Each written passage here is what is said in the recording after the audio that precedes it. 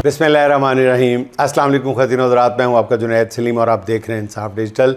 नाज़रीन, इमरान खान की बहनों की आज भी भाई से अडयाला जेल में मुलाकात नहीं कराई गई, जिस पर बहनें अडयाला के बाहर हस्बे आदत हस्बे मामूल धरना दिए बैठी हैं, जिस पर हर तरफ से यही सवाल उठ रहा है अब कि इमरान खान से मुलाकातों की बहाली की जो नवीद सुनाई जा रही थी वो कब पूरी होगी। ये सवाल जायज़ भी है। इस हवाले से ज़राए का ये कहना है कि इमरान खान की जिससे मुलाकात कराना ज़रूरी थी उनसे करा दी गई और मुलाकातों की मुकम्मल तौर पर बहाली में अभी कुछ वक्त लगेगा। मगर तहरीक इंसाफ में एक बड़ा ग्रुप मौजूद है जिसका ये कहना है कि हुकूमत ने एक बार फिर PTI की क़यादत को ट्रक की बत्ती के पीछे लगा दिया और असल में होना कुछ भी नहीं है। ज़राए के मुताबिक PTI के अंदर मौजूद इस धड़े को वज़ीर आला सोहेल अफरीदी ने खामोशी के साथ यकीन दहानी कराई है कि वो सिर्फ जून का महीना इंतज़ार करें। अगर इस महीने में इमरान खान की मुलाकातें बहाल नहीं होती तो फिर वो दूसरे ऑप्शन पर काम शुरू कर देंगे, यानी एहतजाजी तहरीक वाली ऑप्शन पर। अब ज़राए का कहना यह है कि इमरान खान की मुलाकातें बहाल ना होने की सूरत में जुलाई में एहतजाज की कॉल दी जा सकती है। एहतजाज की ये कॉल 8 अगस्त के लिए गालिबन दी जाएगी, जब 3 साल पहले इमरान खान को गिरफ़्तार किया गया था। ये एहतजाज शटडाउन और पहिया जाम की सूरत में हो सकता है और इस्लामाबाद की जानिब मार्च की कॉल भी दी जा सकती है। ज़राए के मुताबिक सोहेल अफरीदी ने अपने करीबी हलकों से कहा है कि एक उन्होंने एहतजाज की कॉल दे दी तो वो एक बार अगर दे दी एहतजाज की कॉल तो वो किसी भी सूरत फिर पीछे नहीं हटेंगे और इसके लिए अपनी फिर वो हुकूमत की भी परवाह नहीं करेंगे। अच्छा नाज़रीन, एक के बाद एक माशी माहिर बता रहा है कि मुल्की मईशत का यही हाल रहा तो ना मुल्क चलेगा और ना ही मौजूदा हुकूमत जो हुकूमती बंदोबस्त है ये बरकरार रह सकता है। इसमें तो कोई दो राय नहीं है कि शहबाज शरीफ जैसा फर्मा बरदार हुक्मरान शायद ही दोबारा मैसर आ सके। मौजूदा वज़ीर आज़म की ये खूबी है नाज़रीन कि उन्हें धूप में खड़ा होने का कहा जाए तो वो वहीं खड़े रहेंगे, सूरज ढल जाएगा लेकिन वो पूछ के ही वहाँ से हटेंगे। अगर उन्हें बारिश में भीगने का हुक्म मिले तो ये खुले आसमान तले मौजूद होंगे, मगर खाली ताबेदारी से नाज़रीन काम नहीं चल रहा। मईशत का भट्टा बैठ चुका है। इस हुकूमत ने ख़ुद अपनी मर्ज़ी से अपने लिए जो माशी हदफ मुकर्रर किए थे उनमें से किसी एक को भी कामयाबी हासिल नहीं हो सकी। साबिक़ वज़ीर ख़जाना मिफ्ताह इस्माइल कहते हैं कि नारा लगाया गया कि जी उड़ान पाकिस्तान का, नारा लगाया गया उड़ान पाकिस्तान का, और दावा किया गया कि 4 साल में एक्सपोर्ट्स $60 अरब पर ले जाएंगे। लेकिन 4 साल गुजर गए, एक्सपोर्ट्स जो है वो पहले वाली सतह से भी नीचे गिर गई। यानी इमरान खान जो एक्सपोर्ट्स छोड़ के गए थे आज उससे भी कम एक्सपोर्ट्स हो रही हैं। मिफ्ताह इस्माइल मज़ीद कहते हैं कि मैं अपनी बात पे बदस्तूर कायम हूँ कि ये साल शहबाज शरीफ की वज़ारत उज़्मा का आखिरी साल होगा। शहबाज सरकार की नाज़रीन एक बड़ी बदकिस्मती ये भी है कि उनसे पहले 3.5 साल इमरान खान की हुकूमत थी, इसलिए उनके हर अमल का मवाजना जो है वो इमरान खान से किया जाता है। माहिर मईशत अली खिज़र ने अदाद शुमार सामने रखे हैं जिनके मुताबिक 2022 में यानी इमरान खान हुकूमत के आखिरी साल के दौरान पाकिस्तान के अंदर 3.25 लाख गाड़ियाँ बनी थी। अब रवा माली साल के पहले 10 माह में 2,10,000 गाड़ियाँ बनी हैं और साल मुकम्मल होने पर यह तादाद 2.5 लाख भी हो जाए तो भी आप 2022 के नंबर से पीछे हैं। 4 साल तक मौजूदा रजीम के सिक्का बंद मद्दाह रहने वाले जनाब मोहतरम सुहेल वड़ैच भी अब नून लीगी सरकार से बिल्कुल मायूस नज़र आते हैं। बार बार कहते हैं और कहते हैं जी शहबाज शरीफ जो है वो पाकिस्तान के बेहतरीन माशी माहिरीन से विज़न लें, कब तक मरे हुए घोड़ों को मज़ीद मारेंगे। इमरान खान के एक और बड़े नाक़िद हफीज़ुल्लाह न्याज़ी साहब कहते हैं कि ये भी सुन लें जो वो कह रहे हैं, बड़ी पता की बात है। उनका कहना यह है कि जब तक इमरान खान जेल में है उसे सियासत करने की ज़रूरत ही नहीं है। पाकिस्तान के लोग सिस्टम से बिल्कुल लाताल्लुक़ हो चुके हैं, यही काफ़ी है। इमरान खान पॉपुलर लीडर और पॉपुलर लीडर जो है वो सर पे सवार रहता है। मौजूदा हुक्मरानों का सबसे बड़ा अलमिया ये भी है कि अब उनके हक़ में नाज़रीन कलमा हक़ कहने वाला कोई ज़्यादा लोग नहीं रह गए। इस वक्त टाउटनुमा सहाफ़ी जो हैं, वज़ीर मुशीर भी जो हैं, वो भी एक दूसरे की तारीफ़ करके ही अपना रांझा राज़ी कर रहे हैं। अच्छा नाज़रीन, मुल्क किसी बहरान से गुज़र रहा हो और इस दौरान मुल्क के वज़ीर दिफ़ा हमारे प्यारे मोहतरम ख्वाजा आसिफ साहब कोई टमकीरी न छोड़ें, ये कैसे मुमकिन है। مقبوضہ کشمیر میں پہلگام واقعہ کے بعد جب حالات بہت ہی کشیدہ تھے، آپ کو یاد ہوگا، تو خواجہ آصف صاحب نے ایک امریکی چینل کو انٹرویو دیتے ہوئے یہ کہہ دیا تھا کہ پاکستان کئی دہائیوں تک دہشت گردوں کو تربیت دیتا رہا ہے اور یہ گندا کام امریکہ کے لیے کرتا رہا ہے۔ خواجہ آصف صاحب کا یہ انٹرویو آج بھی پاکستان کے لیے ایک چارج شیٹ کی حیثیت رکھتا ہے۔ اب ایک ٹی وی شو میں انہوں نے انٹرویو دیتے ہوئے کہا کہ خواجہ آصف صاحب نے کہا ہے کہ آزاد کشمیر میں فساد پھیلانے میں بھی افغانستان کا ہاتھ ہے۔ پاکستان نے کشمیر کے لیے 5 جنگیں لڑی ہیں، کشمیری اس آزادی کی قدر نہیں کر رہے جو پاکستان نے انہیں لے کر دی ہے۔ خواجہ آصف نے مزید بڑی عجیب بات کی، انہوں نے کہا کہ میں راولہ کوٹ والوں کو لمبا چوڑا کشمیری مانتا ہی نہیں ہوں، وہ پوٹھواری بولتے ہیں، یہی حال جو ہے وہ میر پوریوں کا ہے۔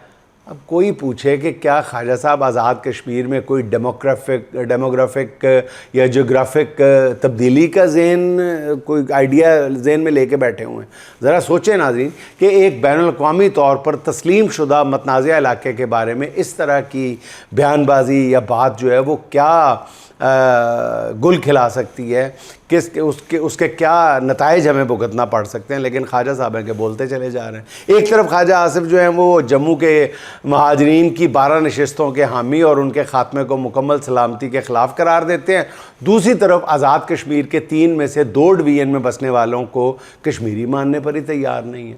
اس شاندار سوچ پر خواجہ صاحب کو 21 توپوں کی سلامی تو ضرور دینی چاہیے۔ اچھا ناظرین، آزاد کشمیر میں کالعدم عوامی ایکشن کمیٹی اور حکومت کے درمیان معاملات جو ہیں وہ بدستور کہا جا رہا ہے کہ ڈیڈ لاک کا شکار ہے۔ نہ حکومت پیچھے ہٹنے کو تیار ہے، نہ ایکشن کمیٹی اپنے موقف سے دستبردار ہو رہی ہے۔ تقریباً 18 روز سے ریاست میں ہر طرح کا کاروباری زندگی معطل ہے۔ حکومت کی طرف سے کالعدم ایکشن کمیٹی کے رہنماؤں کے گھروں پر چھاپے مارے جا رہے ہیں۔ تازہ اطلاعات یہ ہیں کہ ایکشن کمیٹی کی طرف سے یہ بتایا جا رہا ہے کہ ان کے رہنما شوکت نواز میر کے گھر پر چھاپا مارا گیا ہے۔ گھر میں توڑ پھوڑ کے ساتھ بہت سا سامان بھی دریا میں پھینک دیا گیا ہے۔ اس وقت عوامی ایکشن کمیٹی کے مظاہرین راولہ کوٹ کے باہر فٹ بال گراؤنڈ میں دھرنا دیے بیٹھے ہیں۔ اس دوران ایکشن کمیٹی کے 3 ارکان شوکت نواز میر، عمر نذیر کشمیری اور خواجہ مہران نے مولانا فضل الرحمان کے نام خط لکھ کر ان سے اپیل کی ہے کہ وہ ان کے اور حکومت کے درمیان ثالثی کا کردار ادا کریں، اور مولانا فضل الرحمان نے ثالثی کرانے کی سنا یہ ہے کہ حامی بھی بھر لی ہے۔ تاہم مولانا فضل الرحمان نے ثالثی کا کردار ادا کرنے کے لیے شرط یہ رکھی ہے کہ ایکشن کمیٹی پہلے دھرنا منسوخ کرے۔ یہی شرط مذاکرات کے لیے حکومت نے بھی رکھی ہے۔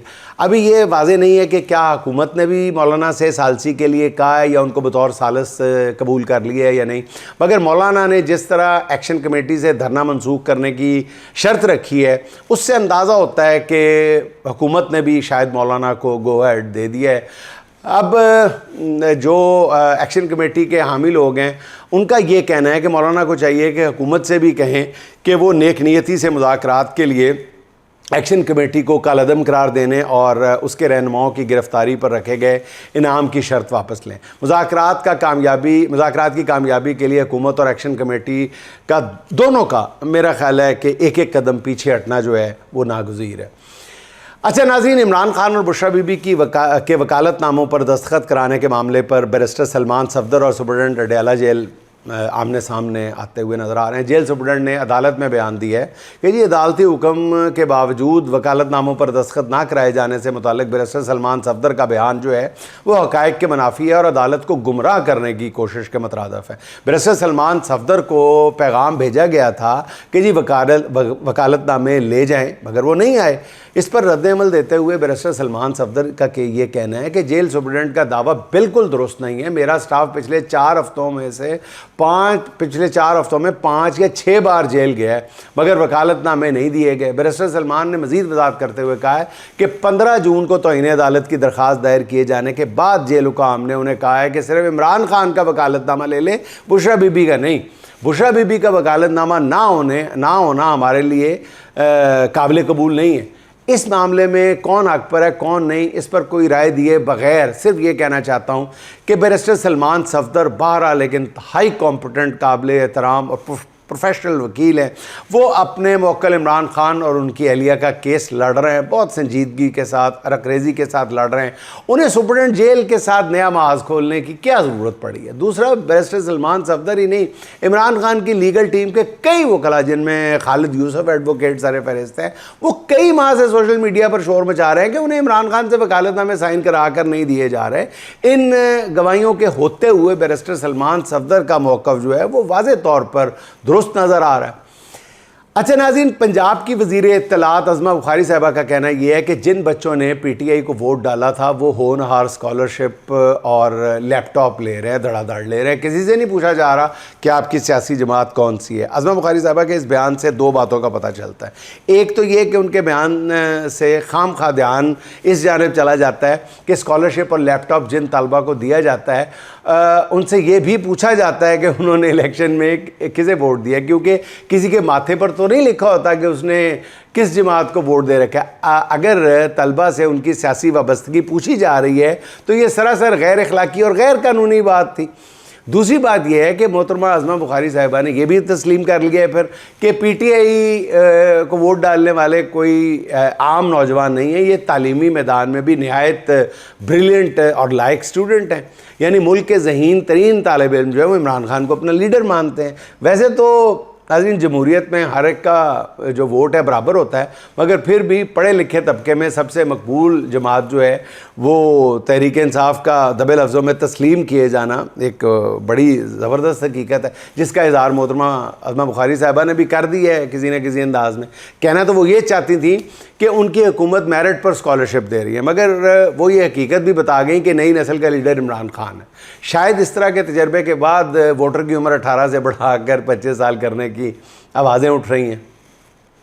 अच्छा नाज़रीन, मतनाज़ा टेलीकॉम बिल पर अभी भी पूरा मुल्क जो है वो शदीद तकलीफ़ में है।